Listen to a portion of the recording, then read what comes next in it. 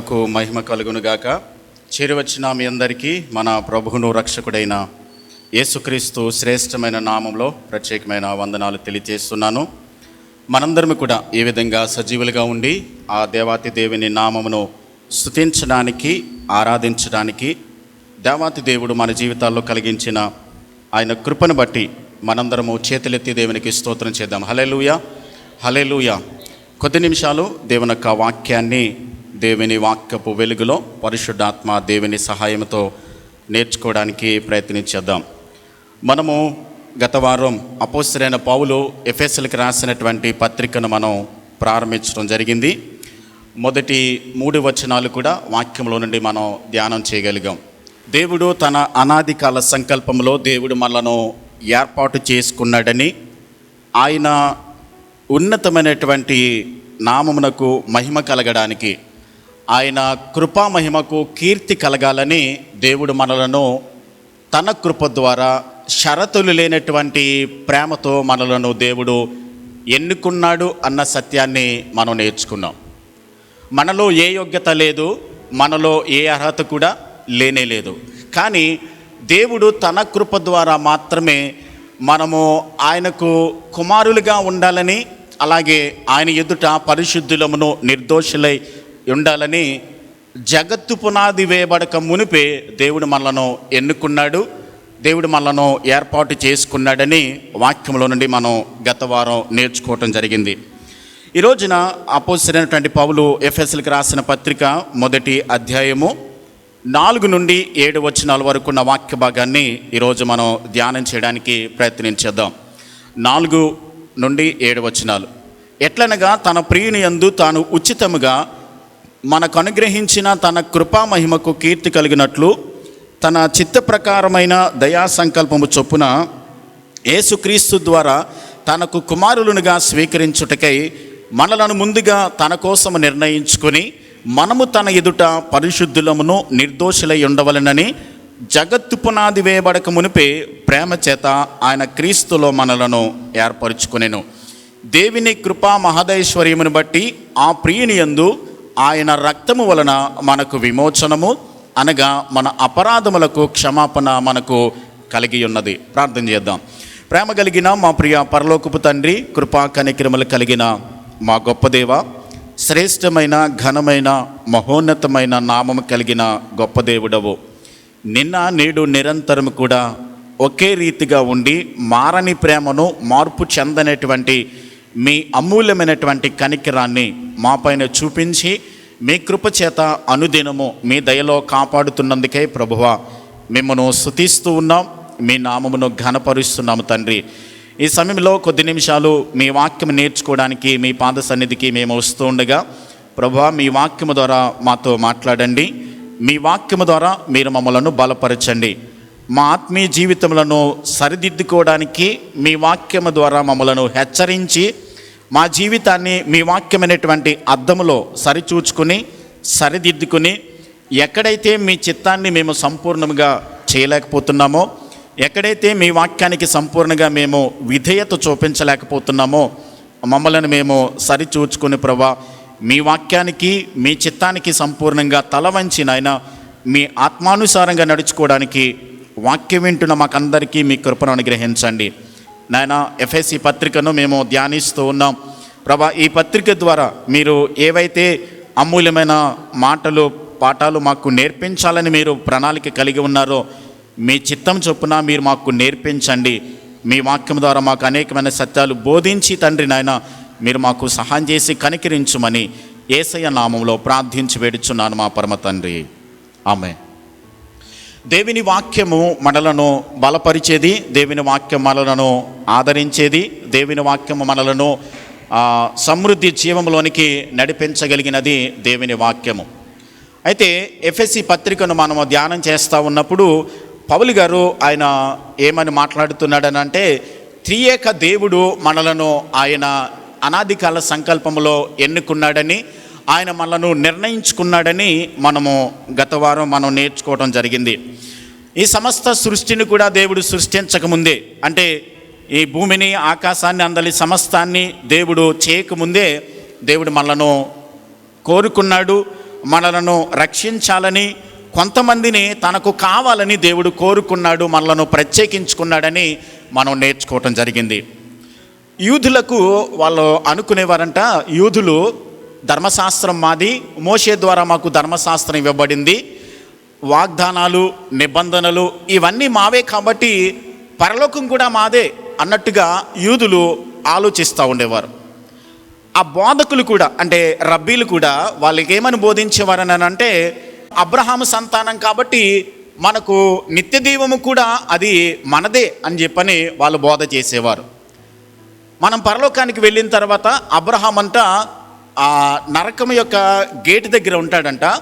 అయితే ఆయన ఏర్పాట్లో ఉన్నటువంటి యూదులైన వారందరూ కూడా నరకానికి వెళ్ళిపోకోకుండా పరలోకానికి వెళ్ళమని చెప్పని ఆయన అబ్రహాము ఆ గేటు దగ్గర నిలబడి వాళ్ళకి చెప్తూ ఉంటాడంట అనే బోధ యూదులకు రబ్బీలు చేస్తూ ఉండేవారు. నిజానికి మనకు ధర్మశాస్త్రాన్ని బట్టి, లేకుంటే మనం చేసిన మంచి పనులను బట్టి మనం పరలోకానికి వెళ్ళిపోతామని అనుకుంటే అది భ్రమ అవుతుంది.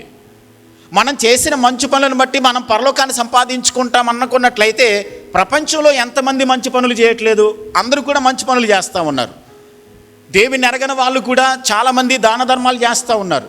అలాంటి వాళ్ళు కూడా పరలోకానికి వెళ్ళిపోతారన్నది బైబిల్ చెప్పే సత్యం కాదు. దేవుడు ఎవరిని నిత్యదేవాన్ని ఇస్తాడు, ఎవరికి దేవుడు పరలోకాన్ని ఇస్తాడని అంటే, అనాది కాల సంకల్పంలో దేవుడు ఎవరినైతే ఎన్నుకున్నాడో, ఎవరైతే నాకు కావాలి అని చెప్పని దేవుడు ప్రత్యేకించుకున్నాడో, ఎవరైతే ఆయన నిత్య జీవానికి వారసులుగా ఉండాలని దేవుడు నిర్ణయించాడో, ఎలక్ట్ చేసుకున్నాడో, ఎన్నుకున్నాడో వాళ్ళను మాత్రమే దేవుడు పరలోకానికి తీసుకుని వెళ్తాడు. మరొక వాస్తవం ఏంటనంటే, ఎవరినైతే ఎన్నుకున్నాడో వాళ్ళ కొరకు మాత్రమే దేవుడు ప్రాణం పెట్టాడు. గుర్తుపెట్టుకోవాలి, అందరి కొరకు ప్రాణం పెట్టాడని చాలామంది అనుకుంటారు, కానీ అందరి కొరకు ఆయన ప్రాణం పెట్టలా. ఎవరైతే ఆయన ఏర్పాటులో ఉన్నారో, ఎవరినైతే దేవుడు ఎన్నుకున్నాడో, నాకు కావాలని దేవుడు ఏర్పాటు చేసుకున్నాడు. ఎందుకు దేవుడు కొంతమందినే ఎన్నుకుని కొంతమందిని నరకానికి పంపించడం అని మనం ఆలోచన చేసినట్లయితే, మనుషులు అందరూ పాపం చేసిన వారే. పాపం చేసిన మనుషులందరూ కూడా నిజానికి నరకానికి వెళ్ళిపోవాలి. పాపం చేసిన ప్రతి మనిషి కూడా పాపాన్ని బట్టి దేవుడు అందరికీ శిక్ష విధించాలి. అయితే ఆ శిక్ష విధించాల్సినటువంటి దేవాతి దేవుడు మనుషులందరికీ శిక్ష విధించాల్సి వచ్చినప్పుడు నరకానికి పంపించాల్సి ఉండగా, కొంతమందిని ఎన్నుకుని నాకు కావాలని చెప్పని దేవుడు ఏర్పాటు చేసుకుని వాళ్ళను ప్రత్యేకించుకుని వారిని పరిశుద్ధపరిచి ఆయన కుమారుని లోకానికి పంపించి వారి పాపము కొరకు ఆయన రక్తాన్ని చిందించి వారిని విమోచించి వారిని నీతిమంతులుగా పరిశుద్ధులుగా చేసి ఆయన తుద వరకు వారిని కాపాడి పరలోకానికి తీసుకుని వెళ్ళడం అనేది దేవుని యొక్క న్యాయము, దేవుని యొక్క ప్రేమ, దేవుని యొక్క ఆయన నిత్య సంకల్పము అందులో మనకు కనబడతా ఉంది. కాబట్టి నిజానికి దేవుడు అందరినీ శిక్షించినప్పటికీ కూడా ఆయన న్యాయవంతుడే. పాపాన్ని బట్టి అందరినీ ఆయన శిక్షించడానికి అర్హుడు. ఎందుకనంటే పాపమునకు రావాల్సినటువంటి శిక్ష, పాపం వలన వచ్చు జీతం ఏంటి? మరణము. అందరికీ మరణమే సంభవిస్తుంది. కానీ దేవుడు అందరినీ మరణానికి అప్పగించుకుండగా కొంతమందిని దేవుడు ప్రత్యేకించుకోవడం, అది దేవుని నిత్య ప్రేమ అనేది మనం అర్థం చేసుకోవాల్సిన అవసరం ఉంది. అందుకనే మనం చేసిన క్రియలను బట్టి కాదు, లేకుంటే మనమేదో యూదులు అనుకున్నట్టుగా మేము అబ్రహాము సంతానం కాబట్టి మాకు పరలోకాన్ని దేవుడు ఇస్తాడు అని చెప్పని అనుకోవడంలో కూడా అదేమి వాస్తవమైనటువంటి సత్యం కాదు. ఎఫెసీ పత్రిక 2వ అధ్యాయము 8వ వచనములో కూడా 6 నుండి 8 వచనాల్లో ఆయన ఇలా రాస్తూ ఉన్నాడు. చూడండి, ఎఫెసీలకు రాసినటువంటి పత్రిక 2వ అధ్యాయము 6వ వచనం. క్రీస్తు యేసునందు ఆయన మనము చేసిన ఉపకారము ద్వారా అత్యధికమైన తన కృపా మహదైశ్వర్యమును రాబోవు యుగములలో కనుపరుచు నిమిత్తము క్రీస్తు యేసునందు మనలను ఆయనతో కూడా లేపి పరలోకమందు ఆయనతో కూడా కూర్చుండబెట్టెను. మీరు విశ్వాసము ద్వారా కృపచేతనే రక్షింపబడి ఉన్నారు. ఇది మీ వలన కలిగినది కాదు. ఇది ఎలా కలిగింది? దేవుని వరమే. కేవలం దేవుని కృప ద్వారా మాత్రమే రక్షింపబడ్డాం. జగత్తు పునాది వేయబడక మునిపే దేవుడు కొంతమందిని ఎన్నుకున్న వారిలో నీవు నేను ఉండడం అనేది అది దేవుని వరం, అది దేవుని కృప, అది దేవుని సంకల్పం మాత్రమే. ప్రపంచంలో చాలామంది ఉన్నారు, కానీ అందరినీ దేవుడు ఎన్నుకోలేదు. కొంతమందిని నాకు కావాలని దేవుడు ఎన్నుకున్నాడు. ఆ ఎన్నుకున్న వారిలో మనం ఉండడం అనేది అది దేవుని యొక్క కృప ద్వారా మాత్రమే అది జరిగిందనేటువంటి సత్యాన్ని దేవుని వాక్యం మనకి స్పష్టంగా తెలియచేస్తూ ఉంది. అయితే ఒక మాట మనం జ్ఞాపకం చేసుకోవాలి. అపోస్తలుడైనటువంటి పౌలు గారు ఈ మొదటి అధ్యాయంలో మొదటి నుండి అంటే 3 నుండి 14 వచనాల వరకు కూడా, ఈ 12 వచనాలు కూడా ఆయన తండ్రి అయిన దేవుణ్ణి, కుమారుడైనటువంటి దేవుణ్ణి, పరిశుద్ధాత్మ దేవుణ్ణి ఆయన ఆరాధిస్తూ ఉన్నాడు. ఈ 3 నుండి 14 వచనాల్లో ఆయన తండ్రి చేసిన పనులను బట్టి, కుమారుడైన యేసుక్రీస్తు చేసిన పనులను బట్టి, పరిశుద్ధాత్మ దేవుడు చేసిన కార్యములను బట్టి అపోస్తలుడైన పౌలు వారిని దేవుణ్ణి ఆరాధిస్తున్నాడు. తండ్రిని దేవుడు ఏం చేశాడని అంటే 3వ వచనములో పరలోక విషయములలో ఆత్మ సంబంధమైన ప్రతి ఆశీర్వాదాన్ని కూడా దేవుడు మనకి ఇచ్చాడు.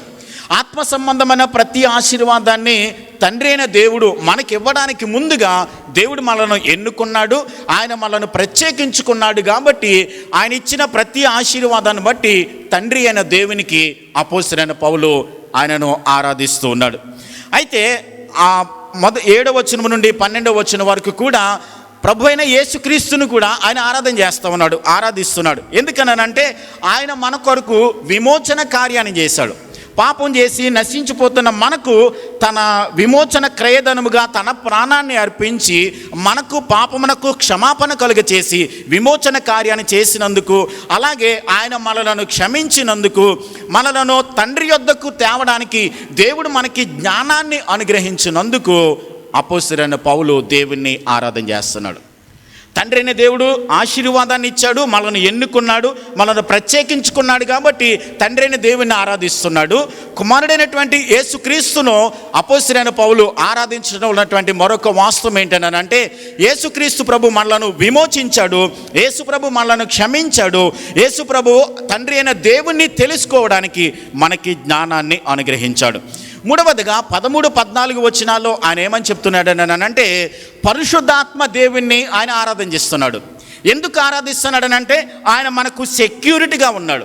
ఎవరినైతే తన ప్రాణమిచ్చి రక్తమిచ్చి కొనుక్కున్నాడో, రక్షించాడో వారిని తుద వరకు కూడా కాపాడడానికి పరిశుద్ధాత్మ దేవుడు మనకు ఒక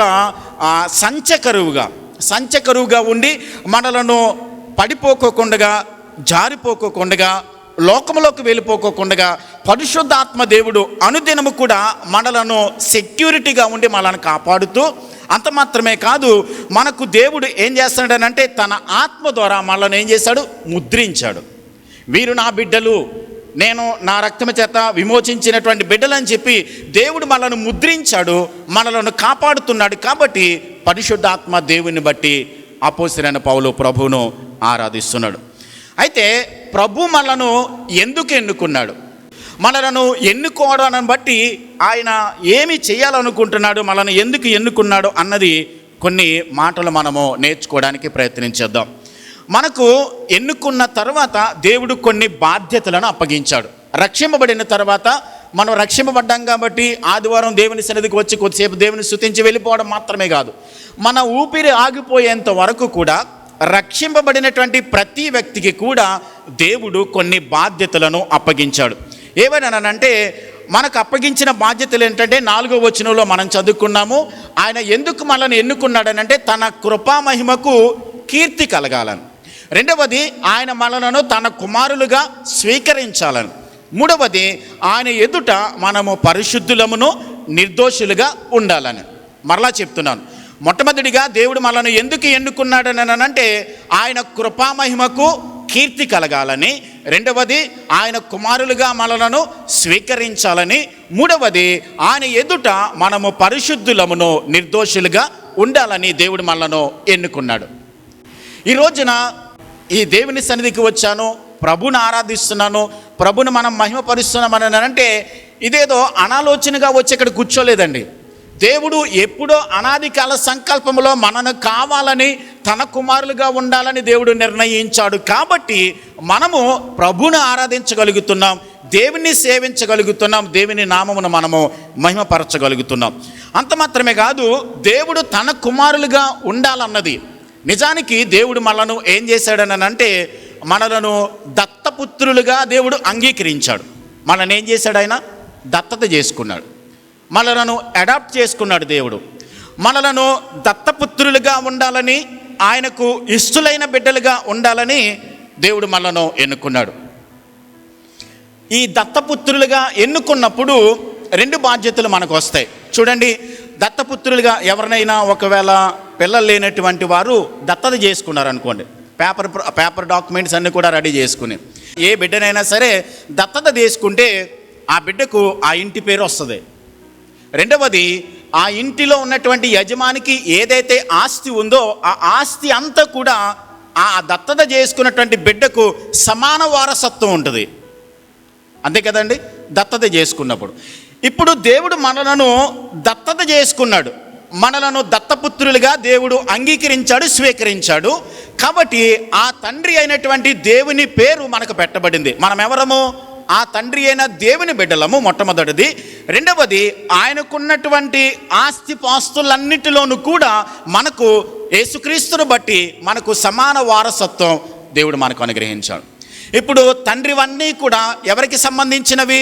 మనకు సంబంధించినవి. ఆ తండ్రి అయిన దేవుడు ఏదైతే కలిగి ఉన్నాడో అవన్నీ కూడా ఆయన దత్తపుత్రులుగా మనకు ఇవన్నీ కూడా దేవుడు ఏం చేశాడు? ఆపాదించాడు, అనుగ్రహించాడు. కాబట్టి దేవుడు మనలను దత్తపుత్రులుగా, దేవుడు తనకు కుమారులుగా దేవుడు మనలను అంగీకరించాడు, స్వీకరించాడు, తన బిడ్డలుగా మనలను ఎన్నుకున్నాడు. నిజానికి ఆయనకు మనం దత్తపుత్రులమైనట్లయితే నిజంగా గనక మనము దేవుని బిడ్డలము, నేను దేవుని కుమారుడను, నేను దేవునికి దత్తత చేయబడ్డాను, ఆయన నన్ను తన కుమారుడిగా తన కుమార్తెగా నన్ను అంగీకరించాడు అని మనం అనుకుంటున్నట్లయితే మనలో కొన్ని లక్షణాలు కనబడాలి. మనము దేవుని బిడ్డలము, దేవునికి చెందిన వారము, దేవునికి సంబంధించిన వారము, ఆయన స్వరక్తమిచ్చి మనలను దేవుడు తన సొత్తుగా తన బిడ్డలుగా నన్ను దత్తత చేసుకున్నాడు, నేను ఆయనకు సంబంధించిన వ్యక్తిని అని మనలో ఎవరు అనుకున్నప్పటికీ కూడా కొన్ని లక్షణాలు మనలో కనబడాలి. అవేంటో చూద్దాం. రోమిలికి రాసిన పత్రిక 8వ అధ్యాయం 14వ వచనాన్ని చదువుదాం. రోమన్స్ చాప్టర్ 8:14 రోమన్స్ 8:14 రోమపత్రిక 8వ అధ్యాయం 14వ వచనములో ఇలా వ్రాయబడి ఉంది. చదువుదాం, చూడండి. అపోస్తలుడైన పౌలు రోమిలికి రాసినటువంటి పత్రిక 8వ అధ్యాయము 14వ వచనం, దేవుని ఆత్మచేత ఎందరు నడిపింపబడుదురో వారందరూ దేవుని కుమారులై యుందురు. ఈ మాటను మనం ఒకసారి రివర్స్లో కనుక చదువుకున్నట్లయితే, ఎవరైతే ఆయన కుమారులైతే అని అనుకుంటున్నారో, ఆయన కుమారులై ఉన్నారో వారందరిలో ఉండేటువంటి లక్షణం ఏంటన్నమాట? దేవుని ఆత్మచేత వాళ్ళు నడిపించబడతారు. అంటే దేవుడు మనల్ని దత్తత చేసుకున్నాడు అని మనం అనుకున్నట్లయితే మనలో కనబడవలసిన మొట్టమొదటి లక్షణం ఏంటనంటే, పరిశుద్ధాత్మ దేవుని చేత మనందరము కూడా ఏం చేయబడాలి? నడిపించబడాలి. దేవుని ఆత్మచేత మనల్ని మనం నడిపించబడాలి. ఎందుకు దేవుని ఆత్మచేత మనం నడిపించబడాలి? మనకు అర్థం కావడానికి ఒక మాట నేను జ్ఞాపకం చేస్తాను. మన ఆంధ్ర రాష్ట్రానికి కొన్ని సంవత్సరాల క్రితం శంకర్ దయాళ్ శర్మ ఈయన గవర్నర్గా పనిచేశాడు కదండి. ఒకప్పుడు ఆయన తమిళనాడులో గవర్నర్గా పనిచేశాడు, తర్వాత మహారాష్ట్రలో కూడా ఆయన గవర్నర్గా పనిచేశాడు. ఆంధ్ర రాష్ట్రానికి తెలుగు రాష్ట్రాలు రెండు కలిసి ఉన్నప్పుడు శంకర్ దయాళ్ శర్మ గారు ఆయన గవర్నర్గా పనిచేశాడు. ఆయనకి పిల్లలు లేరు. అయితే ఆయన భార్య ఆయన కూడా ఒకసారి తమిళనాడులో ఒక ప్రాంతానికి వెళ్ళినప్పుడు ఒక అనాథ శరణాలయాన్ని వాళ్ళు దర్శించారు. చూడడానికి వెళ్ళినప్పుడు అక్కడ ఉన్నటువంటి చాలామంది తల్లిదండ్రులు లేనటువంటి అనాథ పిల్లలు ఉన్నారు. ఒక అమ్మాయి గవర్నర్ గారి భార్య దగ్గరికి వచ్చి ఆ చీర కొంగు పట్టుకుని అమ్మ అమ్మ అని చెప్పి పిలిచిందంట. నిజానికి ఆమె మనసు స్పందించి ఈమెను మనం అడాప్ట్ చేసుకుందాం, దత్తత చేసుకుందాం అని చెప్పని గవర్నర్ గారికి చెప్పినప్పుడు, గవర్నర్ గారు కదా ఆయన పాపం స్పందించి ఆ డాక్యుమెంట్స్ అన్నీ కూడా రెడీ చేసి, పేపర్స్ అన్నీ కూడా రెడీ చేసి ఆమెను దత్తత చేసుకుని ఇంటికి తీసుకుని వెళ్ళారు. ఇంటికి తీసుకుని వెళ్ళిన తర్వాత ఎప్పుడైతే అనాథ శరణాలయం నుండి గవర్నర్ గారి ఇంటికి వచ్చిందో ఆ రోజునే డాక్యుమెంట్ ప్రకారం ఎవరామె ఇప్పుడు? గవర్నర్ గారి కూతురు. గవర్నర్ గారు కూతురు అయినంత మాత్రాన పూర్తిగా ఆమె లక్షణాలు, ఆమె పద్ధతులన్నీ కూడా గవర్నర్ కూతురుగానే బ్రతకగలుగుతుందా? మొట్టమొదటి రోజున ఆ ఇంట్లో ఎలా ఉండాలి, ఎలా మాట్లాడాలి, ఎలా కూర్చోవాలి, ఈ పద్ధతులన్నీ కూడా తెలుస్తాయా? తెలియవు. అందుకని ఏం చేస్తారంటే ఒక దాదిని తీసుకువచ్చి, అమ్మ ఇది నేను గవర్నర్గా నా ఇల్లు కాబట్టి నా ఇంట్లో ఎలా ఉండాలో, నా ఇంట్లో ఎలా మాట్లాడాలో, ఎలా తినాలో, ఎలా కూర్చోవాలో, ఎలా మాట్లాడాలో, ఎలా పద్ధతిగా ఉండాలో అన్నీ కూడా ఒక దాదిని అప్పగించి ఏం చేస్తారు? నేర్పిస్తారు. అమ్మ గవర్నర్ గారి ఇల్లు కాబట్టి నువ్వు డైనింగ్ టేబుల్ మీద కూర్చుని ఇలా తినాలి, ఎలాంటి వస్త్రాలు కట్టుకోవాలి, ఇలా మాట్లాడాలి, నువ్వు గవర్నర్ గారు కూతురువని దాది ఎప్పుడు కూడా ఏం చేస్తుంది? నేర్పిస్తూ ఉంటుంది. అలా కొద్ది రోజులు గడిచిన తర్వాత ఆమెకి ఏమవుతుంది, అలవాటు అవుతుంది, అలా బ్రతకడానికి ప్రయత్నం చేస్తుంది.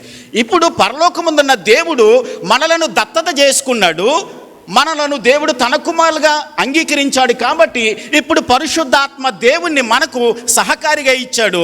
కాబట్టి దేవుని ఇంటిలో వ్యవహారాలు ఎలా ఉంటాయి అన్నది పరిశుద్ధాత్మ దేవునికి తెలుసు. ఆయన ఏం చేస్తాడనంటే ఎలా ఉండాలి, అలా ఉండాలి, ఎలా బ్రతకాలి, ఎలా మాట్లాడాలి, ఇది తినాలి, ఇది తినకూడదు అని పరిశుద్ధాత్మ దేవుడు మనకు స్పష్టంగా నేర్పించగలుగుతాడు. కాబట్టి దేవుని కుమారులము, మనం ఆయన దత్తపుత్రులమని ఎవరు అనుకున్నప్పటికీ కూడా మనలో ఉండవలసిన మొట్టమొదటి లక్షణం ఏంటంటే దేవుని ఆత్మచేత మనము నడిపించబడాలి. ఎందుకని దేవుని ఆత్మకు అప్పగించుకోవాలి? ఆయన యొక్క చిత్తం ఏంటో, ఆయన యొక్క ప్రణాళిక ఏంటో, ఆయన యొక్క ఆలోచన విధానం ఏంటో అవన్నీ కూడా పరిశుద్ధాత్మ దేవునికి తెలుసు. కాబట్టి ఆ దేవుని ఇంటిలో ఉన్నటువంటి పద్ధతులన్నీ కూడా ఆయన ఎరిగిన వాడు. కాబట్టి ఆయన మనకేం చేస్తాడు, నేర్పిస్తాడు. కాబట్టి మనము సంపూర్ణంగా దేవుని ఆత్మకు మనము అప్పగించుకోవాలి. దేవుని ఆత్మచేత నడిపించబడుతున్నట్లయితే, దేవుని ఆత్మానుసారంగా మనం నడుచుకోవడానికి ప్రయత్నించే వారమైనట్లయితే మన మాటల తీరు మారుతుంది, మనం ప్రవర్తించేటువంటి ప్రవర్తన విధానం మారుతుంది. అంత మాత్రమే కాదు, మన యొక్క ఆలోచన విధానం కూడా ఖచ్చితంగా మార్పు చెందుతుంది. ఎందుకనంటే పరిశుద్ధాత్మ దేవుడు అంటే లోకంలో ఉన్నంతకాలం కూడా మనకు నచ్చినట్లుగా మనం బ్రతికాము. ఎప్పుడైతే దేవుని ఇంటిలోనికి మనం దత్తత చేయబడ్డామో, దేవుడు మనల్ని కొనుక్కున్నాడో, ఆయనకి చెందిన వారిగా, ఆయన బిడ్డలుగా ఆయన చిత్త ప్రకారం మనం నడుచుకోవడానికి ప్రయత్నిస్తాము. అలా మనం నడుచుకోవడానికి ప్రయత్నిస్తాం. అంత మాత్రమే కాదు, మొట్టమొదటిది దేవుని ఆత్మచేత నడిపించబడతాం. 15వ వచనంలో, రోమా పత్రిక 8వ అధ్యాయం 15వ వచనంలో, రోమన్స్ 8:15లో కూడా ఏలయనగా మరలా భయపడుటకు మీరు దాస్యపు ఆత్మను పొందలేదు కానీ దత్తపుత్రాత్మను పొందితిరి. ఆ ఆత్మ కలిగిన వారమై మనము అబ్బా తండ్రి అని మనం ఏం చేస్తా ఉన్నాం, మొర పెడుతున్నాం. ఇంతకుముందు లోకంలో ఉన్నప్పుడు రకరకాలుగా మనము అంటే దేవుని ఎరగక ముందు ఒకవేళ తండ్రి అని పిలిచి ఉంటాం. కానీ నిజానికి ఆయన మన తండ్రి అని ఆయన మనను అంగీకరించినప్పుడు, ఆయన ఇంటిలోనికి మనం వచ్చినప్పుడు అంత పెద్ద దేవుణ్ణి, అంత మహాశక్తి కలిగినటువంటి దేవుణ్ణి తండ్రి అని పిలవడం అది ఎంత ఆధిక్యత తెలుసండి. ఆయన నా తండ్రి, నన్ను పోషించే దేవుడు, నన్ను కన్న తండ్రి, నన్ను దత్తత చేసుకున్న తండ్రి, నేను ఆయనకి చెందిన వ్యక్తిని, నేను ఆయనకి సంబంధించిన వ్యక్తిని అని చెప్పాను. ఆయనను తండ్రి అని పిలవడం ఎంత గొప్ప భాగ్యం. ఆయనను తండ్రి అని పిలుస్తున్నామని అంటే అదే సందర్భంలో ఆయన మన ప్రతి అవసరత కూడా ప్రభు ఏం చేస్తాడు, తీరుస్తాడు. మత్తయి సువార్త 6వ అధ్యాయంలో మనకు చదువుకుంటాం 32-33 వచనాల్లో, మీకు అవసరతగా ఉన్నవేవో ఎవరికి తెలుసు, మీ పరలోకపు తండ్రికి తెలుసు. అక్కడ రాయబడినటువంటి మాట మీ పరలోకపు తండ్రికి తెలుసు. ఎందుకనంటే మనము ఆయనను తండ్రి, అబ్బా అని పిలుస్తున్నాము. మన తండ్రికి మనకు అవసరతగా ఉన్నదేదో అన్నీ తెలుసు. కాబట్టి ఆయన మన ప్రతి అవసరత తీర్చాలనంటే ఏం చేయాలంటే ఆయన రాజ్యమును, ఆయన నీతిని మనం మొదట వెతకాలి. కాబట్టి ఆయనకు మనము మొర్రపెట్టుతున్నప్పుడు అబ్బా తండ్రి అని చెప్పి ప్రభువును మనము స్తుతిస్తున్నాం. మనం బానిసలం కాదు, దేవుని బిడ్డలం. కాబట్టి ఆయనను తండ్రి అని పిలిచినప్పుడు మనకు బాధ్యత కూడా ఉంటుంది. మనం తండ్రి అని పిలుస్తున్నప్పుడు కూడా మనకి కొన్ని బాధ్యతలు కూడా ఉంటాయి. ఇంటిలో పని వాళ్ళు ఉంటారు, కొంతమంది గొప్ప గొప్ప సంపన్న ఇళ్లలో పని వాళ్ళు ఉంటారు. పనివాడు ఒకవేళ యజమాని చనిపోయాడు అనుకోండి, ఆ పనివాడు వెళ్ళిపోతాడు. కానీ కుమారుడు మాత్రం వెళ్ళిపోతాడా? వెళ్ళడానికి కుదరదు. ఇప్పుడు మనం దేవుని బిడ్డలం, దేవుడు మనల్ని దత్తత చేసుకున్నాడు. కాబట్టి దేవుడు మనకి కొన్ని బాధ్యతలు అప్పగించాడు. కాబట్టి ఆయనకి చెందిన వారం కాబట్టి మన జీవితకాలం అంతా కూడా ఆ తండ్రి ఇంటిలోనే, ఆ దేవుని యొక్క సన్నిధిలోనే ఆయన చిత్తాన్ని మనము ఎల్లప్పుడూ కూడా నెరవేరుస్తూ ఆయనకు అప్పగించుకొని మనకు అప్పగించినటువంటి ప్రతి బాధ్యతలను కూడా మనము నెరవేర్చేవారిగా ఉండాలి అని దేవుని వాక్యం మనకి స్పష్టంగా నేర్పిస్తుంది. ఇంకొక మాట, మొట్టమొదటిగా మనము ఆయన మన తండ్రి అయినట్లయితే, మనము ఆయనకు చెందిన వారమైనట్లయితే ఆయన ఆత్మచేత నడిపించబడతాం.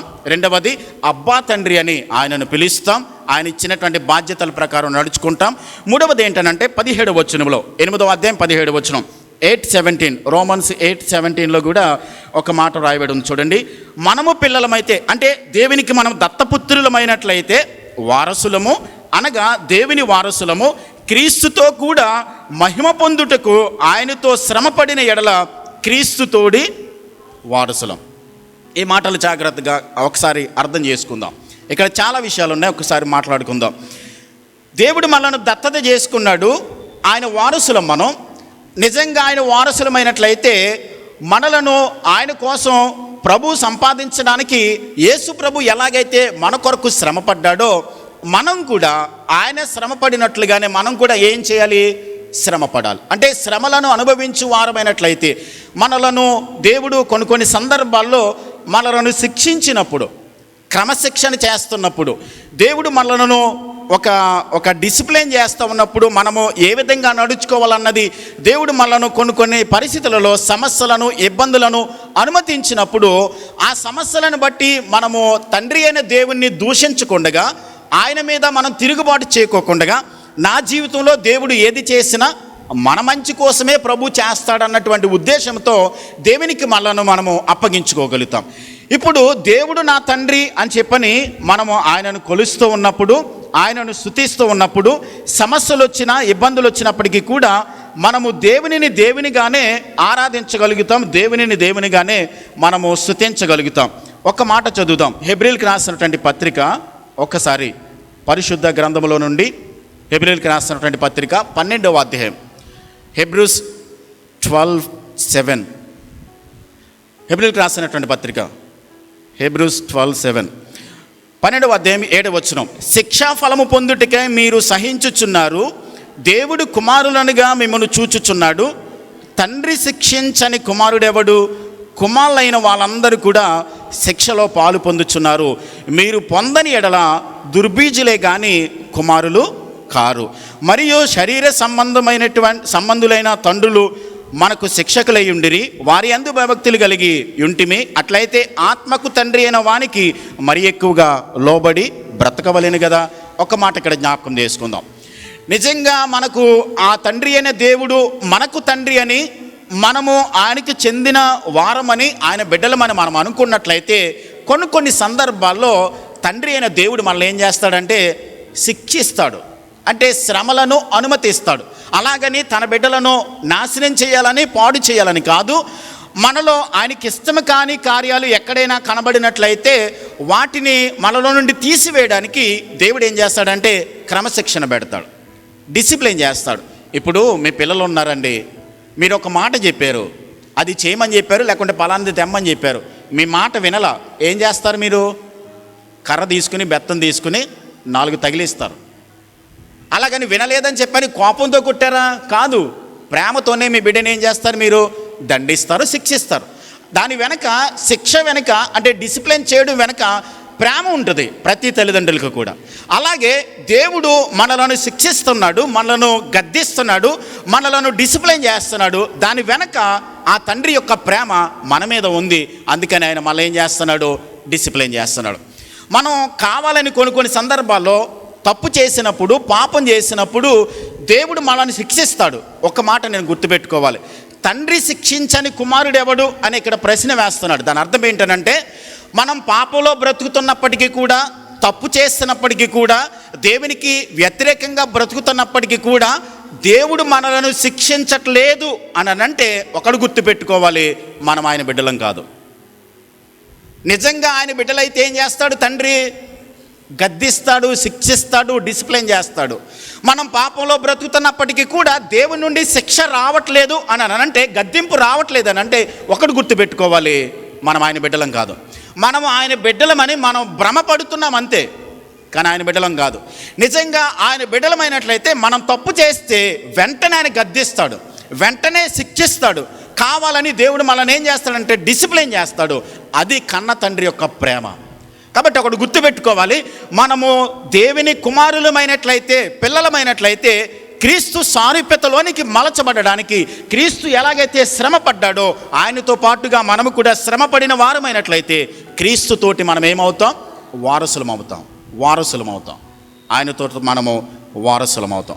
కాబట్టి మనం దేవుని పిల్లలమైనట్లయితే మొట్టమొదటిగా మనలో ఉండవలసింది ఆత్మచేత నడిపించబడాలి. రెండవది అబ్బా తండ్రి అని మనము దేవుణ్ణి మొరపెట్టాలి. మూడవది ఏంటంటే మనలను డిసిప్లిన్ చేసినప్పుడు మనము ఆయనతో పాటు కూడా మనం ఏం చేయాలి? శ్రమపడిన వారమై ఉండాలి. నాలుగవది చూద్దాం. ఫిలిప్పీలకు రాసినటువంటి పత్రిక 2వ అధ్యాయం 14వ వచనం. ఫిలిప్పీలకు రాసిన పత్రిక 2వ అధ్యాయం 14-15 వచనాలు. మీరు మూర్ఖమైన వక్రజనము మధ్య నిరపరాధులను నిష్కలంకులను అనిందులైన దేవుని కుమారులగినట్లు సనుగులను సంశయములను మాని సమస్త కార్యములను చేయుడి. ఇక్కడ వాక్యం సెలవిస్తూ ఉంది, మనము దేవుని కుమారులగునట్లుగా నిష్కలంకులను అనిందులైన దేవుని కుమారులుగా ఉండాలనంటే మనలో ఏముండకూడదని వాక్యం చెప్తుంది. సనగడం ఉండకూడదు, రెండవది సంశయం ఉండకూడదు. అంటే మనము ఆయనకు దత్తత చేయబడ్డాము, నేను ఆయన బిడ్డను, ఆయనకు సంబంధించిన వ్యక్తిని అని మనము అనుకుంటున్నట్లయితే, మనం అలా అనుకుని ఆయనకు సంబంధించిన వారమైనట్లయితే మనలో ఎప్పుడు కూడా ఏముండదు, సనుగుడు ఉండదు. దేవుడు మన జీవితాల్లో ఏది చేసినప్పటికీ కూడా, ఏది మన జీవితంలో జరిగించినప్పటికీ కూడా దేవుని మీద ఎన్నడూ కూడా మనం సనిగేవారుగా ఉండం. బైబిల్ గ్రంథంలో సనుగుల వల్ల ప్రాణాలు పోగొట్టుకున్న వాళ్ళు ఉన్నారు. ఎవరు? ఇశ్రాయేలీయుల ప్రజలు అరణ్య యాత్రలో ప్రభు వారిని తీసుకుని వెళ్తూ ఉన్నప్పుడు మాటి మాటికి కూడా ప్రభు మీద ఏం చేశారు? వాళ్ళు సనుగుతూనే ఉన్నారు. త్రాగడానికి నీళ్ళు లేవంటే సనుగుడు, తినడానికి మాంసం లేదంటే సనుగుడు, ఏవండి మాకు మన్నా లేదు అని అంటే సనుగుడు. అందుకనే దేవుడు ఏం చేస్తాడో తెలుసా? మన్నా కురిపించేటప్పుడు ప్రతి దినము కూడా వాళ్ళు ఏం చేయాలనంటే ఉదయాన్నే లేచి మన్నా సమకూర్చుకోవాలి. దేవుడు 10 రోజులకి సరిపడగా ఒక్కరోజే ఇచ్చేయచ్చు కదా, ఇవ్వలేదు. ఎందుకో తెలుసా? ప్రతిరోజు కూడా వారు ఎవరి మీద ఆధారపడాలి? దేవుని మీద ఆధారపడాలని పొద్దుటే లేచి మీకు మన్నా కావాలి, ఆ రోజు ఫుడ్ కావాలంటే ఏం చేయాలి? దేవుని మీద ఆధారపడాలి. అలా చేశాడు దేవుడు. అందుకనే నిజంగా మనము దేవుని బిడ్డలమైనట్లయితే, నిజంగా దేవునికి సంబంధించిన వారమైనట్లయితే ప్రతి దినము కూడా ఎవరి మీద ఆధారపడాలి? దేవుని మీద. కాబట్టి మనలో సనుగులు కానీ సంశయములు కానీ, అంటే అనుమానాలు, లేకుంటే దేవుడు ఇది చేస్తాడేంటి, ఇది చేయడేమో, ఆయనకి సాధ్యం కాదేమో, ఇది జరిగించలేడేమో. చాలాసార్లు కూడా ఇశ్రాయేలీయులు అదే అనుకున్నారు.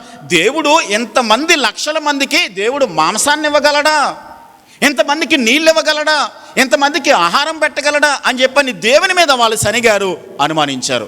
దేవుడు అన్నాడు, మోషే నా బాహు శక్తి ఎప్పుడైనా తగ్గిపోయిందా?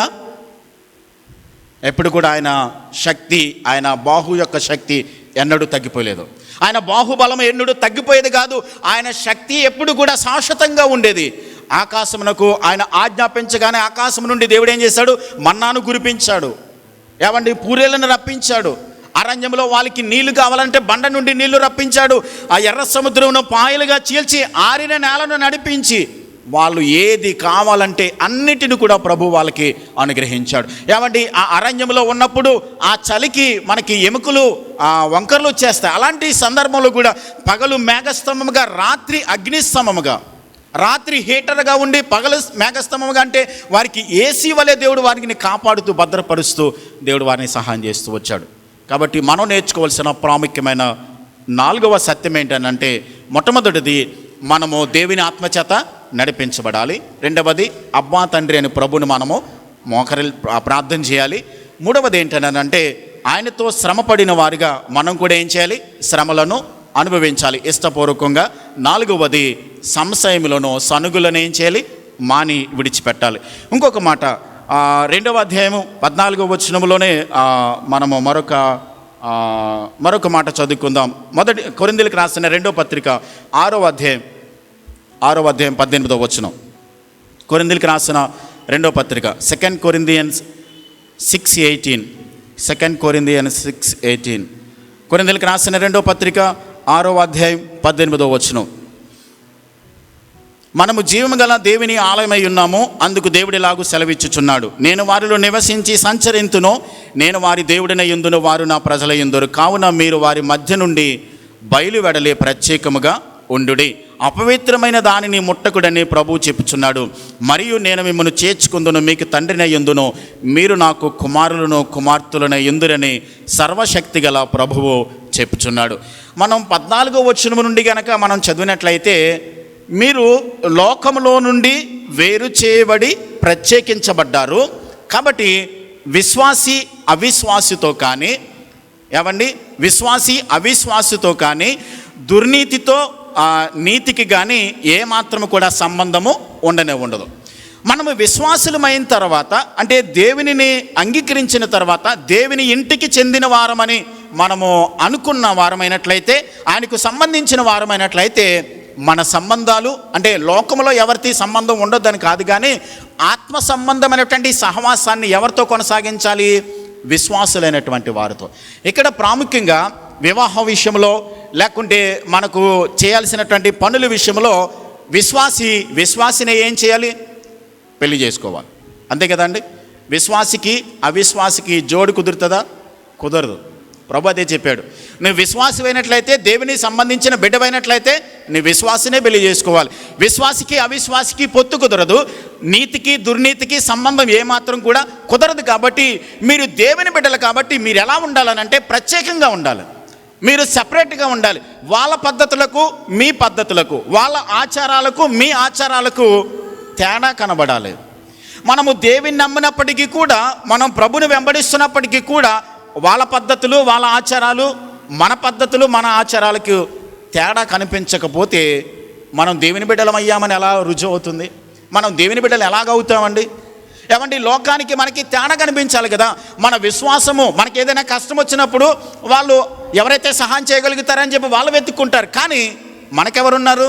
మనకు సహాయం చేయగలిగిన మన కన్న తండ్రి ఉన్నాడు. ఆయన మనల్ని ఆదుకునే మన కన్న తండ్రి ఉన్నాడు. మనకు సహాయం చేయగలిగిన దేవుడు ఉన్నాడు. కాబట్టి ఆయన దగ్గరికి వెళ్ళాలి. ఆయన యందు విశ్వాసం ఉంచాలి, ఆయన యందు నమ్మకం ఉంచాలి.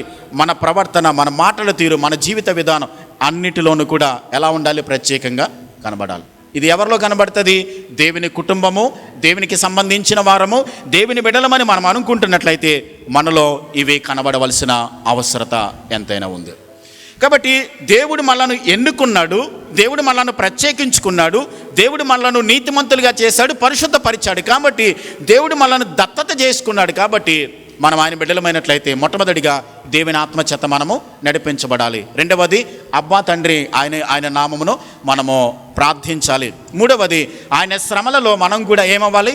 పాలివారం అవ్వాలి. నాలుగవది, లోకములో నుండి మనము ప్రత్యేకించబడిన వారిగా సపరేట్గా మనము జీవించాలి. ఐదవది, సంశయాలు కానీ సందేహాలు కానీ సనుగులు కానీ మన జీవితాలలో ఏమాత్రం కూడా లేకోకుండా దేవునికి మనము అప్పగించుకునే వారమై ఉండాలి. ఎఫెసీకి రాసిన పత్రికకి వెళ్దాం మరలా ఒక్కసారి. మొదటి అధ్యాయం, ఎఫెసీ పత్రిక 1వ అధ్యాయము 7వ వచనములో ఒక మాట వ్రాయబడింది. చూడండి, ఎఫెసీ పత్రిక 1వ అధ్యాయము 7వ వచనములో, దేవుని కృపా మహదైశ్వర్యమును బట్టి ఆ ప్రియుని యందు ఆయన రక్తము వలన మనకు విమోచనము, అనగా మన అపరాధములకు క్షమాపణ కలిగి ఉన్నది. చూడండి, దేవుడు మనలను దత్తపుత్రులుగా అంగీకరించడం మాత్రమే కాదు, కానీ ఆయన మనలను ఏం చేశాడనంటే విమోచించాడు. దేవుడు మనల్ని ఏం చేశాడు? విమోచించాడు. ఆయన మనలను దేవుడు తన బిడ్డలుగా చేసుకోవడానికి మన కొరకు ఆయన విడుదల కలిగి చేశాడు. విమోచన అనేటువంటి పదము మనము ఎక్కడ మనం మాట్లాడుకుంటామనంటే, సర్వసాధారణంగా మనకి కూరగాయలు కావాలనుకోండి, కూరగాయల మార్కెట్కి వెళ్తాం కదండి. ఒకవేళ ఏదైనా వస్తువులు కావాలనుకోండి, ఏదైనా ఎలక్ట్రికల్ సామానం కావాలంటే ఎలక్ట్రికల్ షాప్కి వెళ్తాం. అప్పట్లో బానిసలు కావాలనుకోండి, ఎక్కడికి వెళ్ళేవారు? వాళ్ళు బానిసల బజార్లోకి వెళ్ళేవారు. బానిసలు నమ్మేవారు అప్పుడు బజార్లో పెట్టి. అలాగే ఈ బానిసల బజార్లో ఉపయోగించబడినటువంటి పదమే విమోచింపబడటం అనేటువంటి పదం. ఇప్పుడు బానిస సంపూర్ణంగా అమ్మబడ్డాడు. తనకంటూ ఏమీ స్వేచ్ఛ స్వతంత్రం లేనేలేదు బానిసకి. అయితే ఒక యజమాని వచ్చి తనను కొనుక్కుని, కొంత వెల పెట్టి కొనుక్కున్న తర్వాత తన దగ్గర పని చేయించుకోకుండా నీవు స్వేచ్ఛగా స్వతంత్రంగా వెళ్ళిపో అని చెప్పని విడిచిపెట్టేశాడు అనుకోండి. ఆ బానిసకు ఆ యజమాని ఏం చేశాడు? వెల చెల్లించి విమోచన కలుగచేశాడు. అంటే నిజానికి తను బానిసగా ఉన్నాడు. తన బానిసత్వాన్ని ఎవరైతే తను కొనుక్కున్నారో ఆ వ్యక్తి దగ్గరే పని చేయాలి, అక్కడే ఉండాలి. కానీ కొనుక్కున్నటువంటి యజమాని వెల చెల్లించి ఆ బానిసగా ఉన్నటువంటి వ్యక్తికి విడుదల కలుగచేసి స్వేచ్ఛను స్వతంత్రాన్ని ఇచ్చి నీవు స్వతహాగా ఎక్కడైనా పని చేసుకో, ఎక్కడైనా బ్రతుకని చెప్పని విడుదల కలుగచేసి ప్రకటిస్తే అది విమోచన అవుతుంది. ఇప్పుడు దేవుడు కూడా మనల్ని ఏం చేశాడనంటే, మనం ఎవరికి బానిసలం? పాపం చేయు ప్రతివాడు పాపమునకు బానిసలం. అంతే కదండి. పాపం చేయి ప్రతివాడు పాపమునకు బానిస. ఒకప్పుడు పాపంలో బ్రతికాం, పాపంలో జీవిస్తూ ఉన్నాం. అలాంటి మనలను ప్రభు ఏం చేశాడనంటే ఆయన వెల చెల్లించాడు, విలువ చెల్లించి మన కోసం ఆయన వెల కట్టి మనలను ఆ బానిసత్వము నుండి, ఆ బందీలుగా కట్టబడినటువంటి మనలను, పాపమనేటువంటి బంధకము చేత బంధింపబడినటువంటి మనలను ప్రభు ఏం చేశాడనంటే విడుదల కలుగ చేసి మనలను విమోచించాడు. యూదులందరూ కూడా, ఇశ్రాయేలీలందరూ కూడా ఎదురు చూస్తూ ఉండేవారు. ఏమనంటే మాకు మెస్సయ్య వస్తాడు, మమ్మలను విడుదల కలిగి చేస్తాడు, ఈ రోమా ప్రభుత్వం యొక్క బానిసత్వము నుండి, ఈ రోమా ప్రభుత్వం యొక్క బంధకాల నుండి మాకు విడుదల కలిగి చేస్తాడని ఎదురు చూస్తూ వచ్చారు వాళ్ళు. కానీ యేసుప్రభు ఎందుకు వచ్చాడు? ఆయన నిజానికి భౌతిక సంబంధంగా ఉన్నటువంటి ఆ రోమా ప్రభుత్వం యొక్క బానిసత్వాన్ని నుండి విడిపించడానికి కాదు ఆయన వచ్చింది. ఆత్మ సంబంధంగా మనమందరము కూడా పాపం అనేటువంటి బానిసత్వంలో బంధించబడి ఉన్నాం. ఈ పాపం అనేది మనల్ని బంధించి, ఈ పాపము ద్వారా బంధించబడిన మనము నరకానికి వెళ్ళిపోతున్నాం. అలాంటి సందర్భంలో పరలోకముందున్న దేవుడు పరలోకాన్ని విడిచిపెట్టి భూమి మీదకు వచ్చి బానిసలుగా, బందీలుగా ఉన్నటువంటి మనలను ఆయన వెల చెల్లించి, ఎక్కడ? కల్వరి శిలువలో మన కొరకు ఆయన ప్రాణాన్ని పెట్టి తన విలువైనటువంటి రక్తమును మన కొరకు చిందించి ఆయన మనల్ని ఏం చేశాడు? విమోచించాడు. అందుకనే మత్తయి సువార్త 20వ అధ్యాయము 28వ వచనం, క్రీస్తునందు మనకున్న విమోచన అంటే ఏంటంటే అది ఎలా జరిగిందో ఒకసారి చూద్దాం. మాథ్యూ 20:28, మాథ్యూ 20:28లో మత్తయి సువార్త 20వ అధ్యాయము 28వ వచనం, అలాగే మనుష్య కుమారుడు పరిచారం చేయించుకున్నటకు రాలేదు కానీ పరిచారం చేయుటకును అనేకులకు ప్రతిగా విమోచన క్రయధనముగా తన ప్రాణమును అర్పించడానికి వచ్చాడు ఆయన. అనేకులకు క్రయధనముగా తన ప్రాణాన్ని మన కోసం, మనకు బదులుగా మన స్థానంలో. ఇప్పుడు మనకు అర్థం కావాలనంటే, ఒకసారి ఒక వ్యక్తి ఏదైనా తప్పు చేశాడు అనుకోండి, పోలీస్ స్టేషన్లో కటకటాలు వెనుకున్నాడు. మీరు ఏమండి ఆ అబ్బాయి ఏదో తప్పు చేశాడండి, ఆయన విడిచిపెట్టేయండి అని చెప్పి అన్నాడు అనుకోండి. పోలీస్ ఏమన్నా, ఆ ఎస్ఐ గారు ఆయనకి బదులు నువ్వు ఉంటావా అని చెప్పి అన్నాడు అనుకో. సరే నేను ఉంటానని చెప్పని ఆయనకి బదులుగా ఆ లోపల ఉన్న వ్యక్తిని బయటికి పంపించేసి మనం లోపలికి వెళ్ళాం, కటకటాలకు వెనక్కి వెళ్ళాం. ఇప్పుడు కటకటాల వెనక్కి వెళ్ళాడంటే దాని అర్థం ఏంటో తెలుసా? ఆ తప్పు చేసిన వ్యక్తికి ఒకవేళ ఉరిశిక్ష పడితే దానికి కూడా మనం ఏం చేయాలి? ఆమోదించాలి. ఇప్పుడు దేవుడు పాపము చేత బంధించబడిన మనలను తండ్రి దగ్గర ఏం చేశాడంటే, ప్రభువా నీ బిడ్డలను విడిపించు అని చెప్పని ఆయన మన కొరకు లోపలికి వెళ్ళాడు కటకటాల వెనక్కి. ఆయనకి ఏం చేశారు? ఆయన్ని మనకి శిక్ష పడాలి. ఎందుకని? పాపమును బట్టి మనకు శిక్ష పడాలి, మనం చేసిన దోషములను బట్టి. కానీ ఆ శిక్ష ఆయన లోపలికి వెళ్ళాడంటే దాని అర్థం ఏంటో తెలుసా? అవసరమైతే మన కొరకు మనకు పడాల్సిన శిక్షనంతటిని కూడా ఆయన అనుభవించి భరించడానికి సిద్ధపడి వెళ్ళాడు. అదేనమాట విమోచించడం అంటే. వెల చెల్లించి మన కొరకు ఆయన మనలను, మన కోసం ఆయన విమోచన కార్యం చేశాడు. ఎలా విమోచించాడు ఆయన? పేతురు రాసిన మొదటి పత్రిక 1వ అధ్యాయం 18-19 వచనాలు. 1 పీటర్ 1:18, 1 పీటర్ 1:18-19లో పేతురు రాసిన మొదటి పత్రిక 1వ అధ్యాయం 18-19 వచనాల్లో ఇలా వ్రాయబడింది. చూడండి.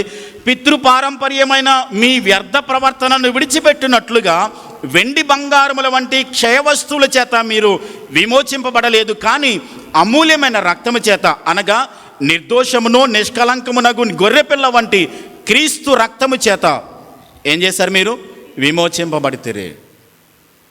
క్షయమైపోయేటువంటి వస్తువుల చేత, వెండి బంగారముల వంటి వస్తువుల చేత మనం విమోచింపబడలేదు, కానీ అమూల్యమైన, నిర్దోషమైన, నిష్కలంకమైనటువంటి క్రీస్తు రక్తము చేత మనం ఏం చేయం? విమోచింపబడ్డాం. కాబట్టి మనము విమోచింపబడ్డాం, మనలను దేవుడు విమోచించాడు. ఎలాంటి పరిస్థితుల నుండి ప్రభు మనలను విమోచించి విడిపించాడనంటే, తీతు రాసినటువంటి పత్రిక 2వ అధ్యాయం 14వ వచనం. తీతు రాసినటువంటి పత్రిక 2వ అధ్యాయం 14వ వచనం, ఆయన సమస్తమైన దుర్నీతి నుండి మనలను విమోచించి సత్క్రియల యందు ఆసక్తి గల ప్రజలను తన కోసరము పవిత్రపరుచుకుని తన సొత్తుగా చేసుకున్నటకు తన్ను తానే మన కొరకు అర్పించుకునెను. వీటిని గూర్చి బోధించుచు, హెచ్చరించుచు, సంపూర్ణాధికారముతో దుర్బోధన ఖండించుచుందును, నిన్నెవరిని తృణీకరింపనీయకము. కాబట్టి దేవుడు ఏం చేశాడనంటే, సమస్తమైన దుర్నీతి నుండి మనలను విమోచించి సత్క్రియల యందు ఆసక్తి గల ప్రజలుగా మనలను చేయడానికి ప్రభు ఏం చేశాడనంటే, మనలను ఏం చేశాడు? ఆయన విమోచించాడు. పితృపారంపర్యమైనటువంటి వ్యర్థ ప్రవర్తనను, లోక సంబంధమైనటువంటి ఆచారాలు, పద్ధతులు, వాటన్నిటి నుండి కూడా ప్రభు మనల్ని ఏం చేశాడు? విడుదల కలిగి చేశాడు. ప్రభు మనల్ని విడిపించాడు కాబట్టి మరలా వాటి వైపు వెళ్ళిపోకుండా దేవుని మార్గంలో మనము నడిచేవారిగా ఉండాలి. సత్క్రియల యందు ఆసక్తి కలిగి ఉండడానికి దేవుడు మనల్ని విడుదల కలుగ చేశాడు. పరిశుద్ధాత్మకు ఆలయముగా ఉండడానికి దేవుడు మనల్ని విడుదల కలుగ చేశాడు. అంత మాత్రమే కాదు, తన సొత్తుగా ఉండడానికి, తన బిడ్డలుగా ఉండడానికి దేవుడు మనల్ని ఏం చేశాడు? విమోచించాడు, విడుదల కలుగ చేశాడు. ఎక్కడి నుండి విడుదల కలుగ చేశాడు? అంధకార సంబంధమైనటువంటి క్రియల్లో నుండి. ఎందుకు విడుదల చేశాడు? దేవుని యొక్క రాజ్య నివాసులుగా ఉండడానికి. పేతురు రాసిన మొదటి పత్రిక 2వ అధ్యాయం 9వ వచనం మనం చదువుకుంటాం. మీరు చీకటిలో నుండి ఆశ్చర్యకరమైన తన వెలుగులోనికి మిమ్మల్ని పిలిచిన వాని గుణాతిశయములను ప్రచురం చేయడానికి మీరు రాజులైన యాజక సమూహముగా చేశాడు దేవుడు మనను. మనమేమో పేదవారం కాదు, మనమేమో ఒకవేళ భౌతిక సంబంధంగా మనకు ఆస్తిపాస్తులు లేకపోవచ్చు, కానీ ఆత్మ సంబంధంగా మనం ఎవరము? దేవుని బిడ్డలం, స్వాస్థ్యం కలిగిన వారం, మనము ఐశ్వర్యవంతులం. దేవుడు మనను ఆ నిత్య జీవానికి వారసులుగా చేశాడు. మన పేరు జీవగ్రంథంలోనే రాసి పెట్టి ఉంచాడు. ఇంకా మనము మన ఈ ఊపిరి, ఈ ప్రాణము ఆగిన వెంటనే మనం నిత్య దీవాన్ని స్వతంత్రించుకోవడానికి యోగ్యులుగా, అర్హులుగా దేవుడు మనను చేశాడు. అంధకార సంబంధమైన అధికారంలో నుండి ప్రభు మనలను విడిపించి తన సొత్తుగా, తన బిడ్డలుగా, తన రాజ్య నివాసులుగా ప్రభు మనలను విమోచించాడు, విడుదల కలుగ చేశాడు. వాటన్నిటిలో నుండి ప్రభు మనలను విడుదల కలుగ చేసి మనలను విడిపించాడు. విమోచన అని అంటే ఇక్కడ విమోచన అలాగే పాప క్షమాపణ రెండు కూడా వ్రాయబడ్డాయి. ఈ రెండు పదాల అర్థం ఏంటో ఒకసారి చూసి మనం ముగించుకోవడానికి ప్రయత్నించేద్దాం. విమోచన అని అంటే మనం ఎక్కడున్నామో అక్కడ నుండి ప్రభు మనలను బయటికి తీసుకొచ్చాడు. పాపంలో ఉన్నామో, లోకంలో ఉన్నామో, ఆ లోకంలో నుండి ప్రభు మనలను విడిపించాడు. ప్రభు దగ్గరికి వచ్చి మనం ఒప్పుకున్నాము, మన పాపాన్ని ఏం చేశాడు? ప్రభు క్షమించాడు, విడుదల కలుగ చేశాడు. కానీ చాలామంది జీవితాల్లో ఇంకా వారి హృదయాలలో ఆ విమోచన జరగలేదు. ఎలాగనంటే దేవుని దగ్గరికి వచ్చి మన పాపాన్ని ఒప్పుకున్నాం, ఆయన క్షమించాడు, విడుదల కలుగ చేశాడు. కానీ మనలో ఉన్నటువంటి పాపము సంపూర్ణంగా బయటికి వెళ్ళిపోయినప్పుడు మాత్రమే మనకు సంపూర్ణ విమోచన కలిగినట్లు. అంటే గతంలో ఏదైతే పాపాన్ని చేశామో ఆ పాపాన్ని పూర్తిగా మనం విడిచిపెట్టేసే వారమై ఉండాలి. పూర్తిగా దాని నుండి తొలగిపోయి సంపూర్ణంగా దేవుని వైపు తిరిగినప్పుడు మాత్రమే మనం సంపూర్ణంగా దేవుని వైపు తిరిగినటువంటి వారిగా, విమోచన కలిగినటువంటి వారిగా ఉండగలుగుతాం. పాత నిబంధన గ్రంథంలో లోతు భార్య తన బిడ్డలతో దేవుడు ఏమన్నాడనంటే, సొదొమ గొమొర పట్టణం యొక్క పాపపు పరిస్థితి చాలా దారుణంగా ఉంది, ఈ పట్టణాన్ని నేను నాశనం చేయబోతున్నాను, మీరు బయటకు వచ్చేయండి అని చెప్పన్నాడు. లోతు భార్య వాళ్ళ బిడ్డలు కూడా, వాళ్ళకి 2 కుమార్తెలు కూడా ఏం చేశారు? బయటకు వచ్చేసారు. బయటకు వచ్చారు. కానీ లోతు భార్య ఆ సొదొమ గొమొర నుండి బయటకు వచ్చింది, కానీ ఆవిడ మనసు ఎక్కడుంది? సొదొమలోనుంది. మనిషి అంటే బయటకు వచ్చింది, కానీ ఆవిడ మనసు అంతా వెనకాల సొదొమ గొమొర మీద ఉంది. ఈ రోజున చాలామంది రక్షింపబడ్డారు, వాళ్ళు దేవుని చేత విమోచింపబడ్డారు, దేవుడు విమోచించాడు, వాళ్ళని క్షమించాడు, కానీ ఇంకా వాళ్ళ హృదయాలలో సంపూర్ణ విమోచన జరగల. ఇంకా పాత పద్ధతులు, ఇంకా పాత ఆచారాలు, ఇంకా పాపపు జీవితపు కోరికలు మరలా వెనక్కి వెళుతూ ఉన్నాయి, వెనక్కి అవి లాగుతున్నాయి, వాటికి తమను తాము అప్పగించుకుంటున్నారు. అలా జరిగినప్పుడు మనము క్షమించుకోగలిగినటువంటి స్థితిలోనికి మనం రావాలి. మనము క్షమించుకోగలిగినటువంటి స్థాయికి ఎప్పుడు మనం రాగలుగుతామంటే మన హృదయాలలో సంపూర్ణమైనటువంటి విమోచన కలిగినప్పుడు మాత్రమే. సంపూర్ణంగా పాపమును మనలో నుండి పక్కన పెట్టి దూరం చేసుకుని దేవుని కొరకు మనము అప్పగించుకున్నప్పుడు మాత్రమే మనము సంపూర్ణ విమోచన పొందుకున్నటువంటి వారం అవుతాం. కాబట్టి మనము చేయాల్సిన పని ఏంటంటే, ప్రభు మనల్ని రక్షించుకున్నాడు, ప్రభు మనల్ని విమోచించాడు, తన సొత్తుగా చేసుకున్నాడు. ఆయన ఇంటికి మనలను దేవుడు దత్తపుత్రులుగా, దత్త కుమార్తెలుగా దేవుడు అంగీకరించాడు. ఆయనకి చెందిన వారం కాబట్టి ఆయన బిడ్డలుగా మనము ఆయన ఆత్మచేత నడిపించబడే వారమై ఉండాలి. రెండవది, అబ్బా తండ్రి అని ఆయనకు మొరపెట్టాలి. మూడవది, సనుగులు సంశయాలు మానేయాలి. నాలుగవది, మనలో ఆ దేవుని యొక్క ఆత్మచేత నడిపించబడుతూ క్రీస్తు కొరకు మనము శ్రమపడే వారమై ఉండాలి. ఐదవది ఏంటనంటే, మన విశ్వాస జీవితంలో ఎల్లప్పుడూ కూడా ఆయన కొరకు నమ్మకస్తులుగా, యథార్థవంతులుగా ఆయనలో మనం జీవించే వారిగా ఉండాలి అని దేవుని వాక్యం సెలవిస్తుంది. ఆయన మనల్ని దత్తపుత్రులుగా అంగీకరించడానికి ఆయన మన కొరకు క్రయధనాన్ని చెల్లించాడు, విమోచన కార్యాన్ని చేశాడు. క్షయమైపోయేటువంటి వెండి వస్తువుల చేత, బంగారపు వస్తువుల చేత ప్రభు మనల్ని విమోచించలేదు. అమూల్యమైన, నిర్దోషమైన, నిష్కలంకమైనటువంటి రక్తాన్ని మన కొరకు ఆయన కల్వరి శిలువలో చిందించి మనలను తన సొత్తుగా, తన బిడ్డలుగా అంగీకరించాడు. కాబట్టి ప్రభు ఏం చేశాడంటే, ప్రభు మనల్ని క్షమించి మనలను దేవుడు ఏం చేశాడనంటే మనము కీర్తన గ్రంథం 103 కీర్తన 12 వచనం చదువుకుంటాం. మన పడమటికి తూర్పు ఎంత దూరమో మన అతిక్రమంలోని దేవుడు ఏం చేశాడు, అంత దూరపరిచి ఉన్నాడు. అంటే మన పాపములను క్షమించి ఆయన అంత దూరం చేశాడు. మనం కూడా విమోచింపబడిన వారిగా పాపమునకు అంత దూరంగా వెళ్ళిపోయేవారుగా ఉండాలి. పాపమునకు మనం దగ్గరగా రావడం కాదు, దేవునికి మనం దగ్గరగా వస్తూ పాపమునకు దూరంగా మనం వెళ్ళిపోయేవారుగా ఉండాలి. అలాంటి విమోచన, అలాంటి దేవుని యొక్క నిత్య యొక్క విమోచన కార్యాన్ని మన జీవితాల్లో మనము అనుభవిస్తూ ఆయన చిత్తానికి లోబడేవారుగా ఉండాలి. కాబట్టి మనము జగత్తు పునాది వేయబడక మునిపే ఎన్నిక చేయబడ్డాం. ఆత్మ సంబంధమైన ప్రతి ఆశీర్వాదాన్ని ప్రభు మనకి ఇచ్చాడు. మనలను దేవుడు తన కుమారులుగా అంగీకరించాలని, పరిశుద్ధులుగా, నిర్దోషులుగా ఆయన ఎదుట నిలబడాలని ప్రభు మనలను ఎన్నుకున్నాడు. మన కోసం ఆయన సమస్తాన్ని త్యాగం చేసి ప్రాణం పెట్టి మనలను దత్తపుత్రులుగా అంగీకరించాడు. ఆయన ఇంటికి చెందిన వారం, ఆయన ఇంటికి చెందిన వారమైనని మనం అనుకుంటున్నట్లయితే, ఆయన బిడ్డలమని, ఆయన సొత్తైన ప్రజలమని మనము భావించి ఆయనలో మనం కొనసాగుతున్నట్లయితే, మనము రక్షణ నిశ్చిత కలిగిన వారమైనట్లయితే, ఆయన చిత్తాన్ని ఆయన సంపూర్ణంగా ఆయన యొక్క మార్గంలో నడుస్తూ దేవుని కొరకు నమ్మకస్తులుగా బ్రతికే వారిగా ఉండాలని దేవుని వాక్యాన్ని బట్టి తెలియజేస్తున్నాను. తలలు వంచండి, కళ్ళు మూయండి. చెప్పబడిన వాక్యాన్ని మనం జ్ఞాపకం చేసుకుంటూ ఒక్కసారి ప్రభు సన్నిధిలో ప్రార్థన చేద్దాం. ఎవరికి వాళ్ళే ప్రార్థన చేద్దాం. మనము నిజంగా దేవుని బిడ్డలమని మనం అనుకుంటున్నట్లయితే, దేవుడు నన్ను దత్తత చేసుకున్నాడు, దేవుడు నన్ను విమోచించాడు, దేవుడు తన అమూల్యమైనటువంటి ప్రాణాన్ని నా కోసం పెట్టాడు అని మనము భావించి ఆయనకు చెందిన వారమని అనుకుంటున్నట్లయితే, మనలో ఉండవలసిన 5 గుణ లక్షణాలు ఏమిటో ఈరోజు మనం నేర్చుకున్నాం.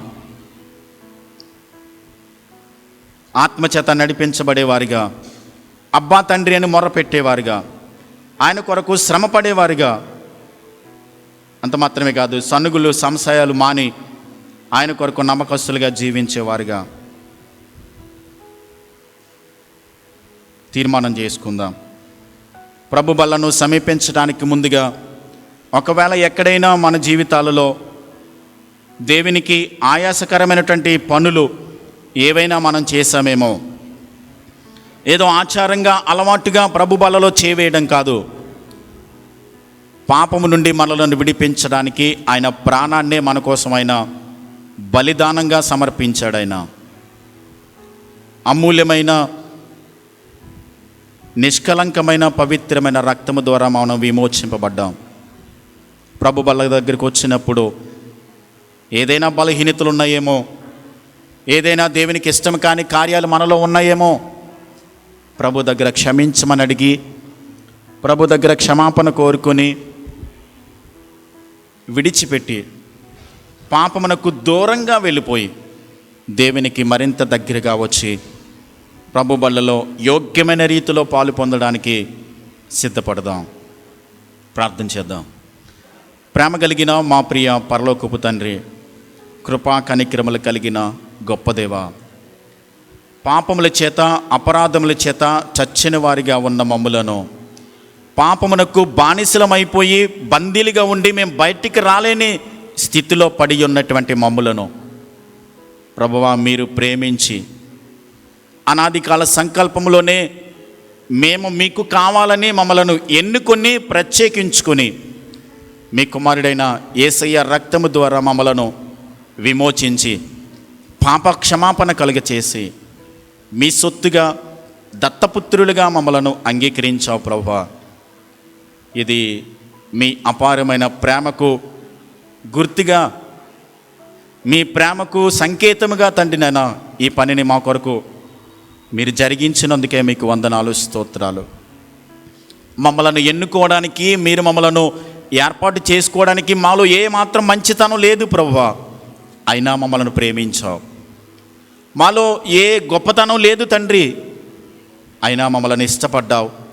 మాతో తండ్రి నాయన నిబంధన చేసి మీ సొత్తుగా ఉండాలని మమ్మలను ఏర్పాటు చేసుకున్నందుకే మీకే వందనాలు, స్తోత్రాలు ప్రభువా. ప్రకటించబడినటువంటి వాక్యమును బట్టి మీకు స్తోత్రాలు.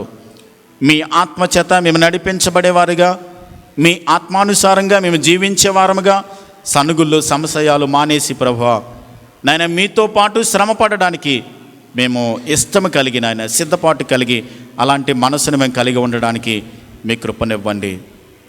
మమ్మల్ని ఎన్నుకున్నందుకే, నిత్య రాజ్యానికి వారసులుగా మమ్మల్ని చేసినందుకే ప్రభువా మీకు వందనాలు, స్తోత్రాలు ప్రభువా. విన్న మాటలు మా హృదయాల్లో స్థిరపరిచి ఆత్మానుసారంగా ప్రతి విషయంలో మీ చిత్తాన్ని మాత్రమే మేము సంపూర్ణంగా నెరవేర్చేవారముగా మీ కృపా సమాధానం మాకు అందరికీ అనుగ్రహించండి, మేలు చేయండి.